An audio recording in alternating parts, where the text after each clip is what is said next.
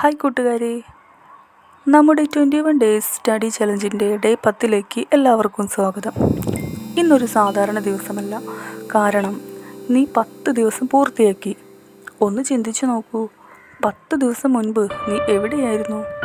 ഒരുപാട് കൺഫ്യൂഷൻ, ഒരുപാട് എക്സ്ക്യൂസസ്, നാളെ മുതൽ തുടങ്ങാം എന്ന ചിന്ത.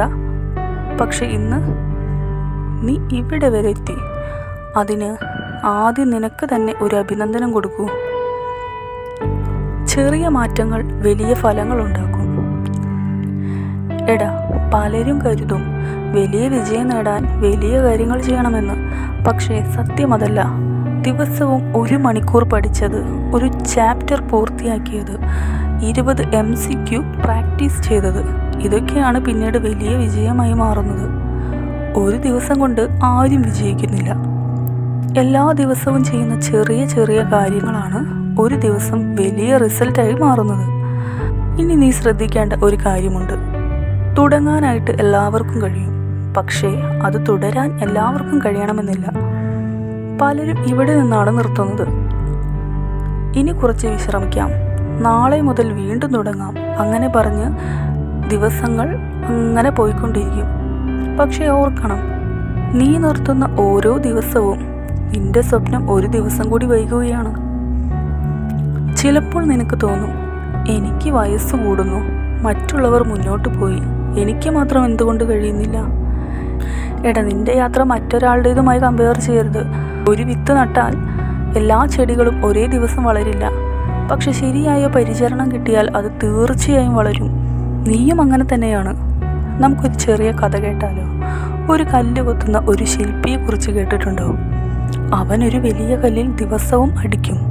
ആദ്യ ദിവസം മാറ്റമില്ല, 2-ാം ദിവസം മാറ്റമില്ല, പല ദിവസവും ഒന്നും സംഭവിക്കില്ല.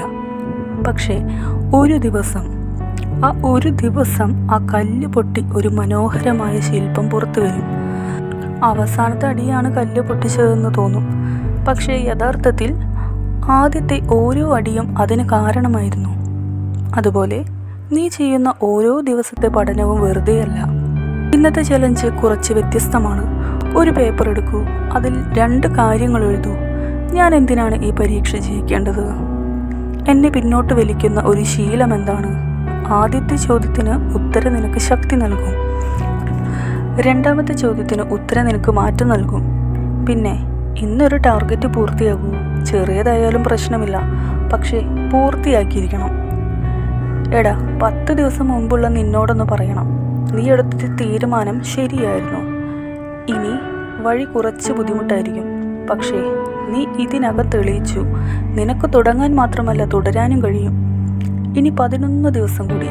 ഈ യാത്ര അവസാനിപ്പിക്കരുത്, കാരണം തുടങ്ങുന്നവർ ഒരുപാട് പേരുണ്ട്, പക്ഷേ അവസാനം വരെ നിൽക്കുന്നവരാണ് വിജയിക്കുന്നത്. ഡേ 10 പൂർത്തിയാക്കിയവർ കമൻറ്റ് ബോക്സിൽ എഴുതൂ 10 days stronger. നാളെ ഡേ 11 വീണ്ടും കാണാം. അതുവരെ സ്വപ്നം വലുതാക്കൂ, പരിശ്രമം കൂട്ടൂ, വിജയം സ്വന്തമാക്കൂ.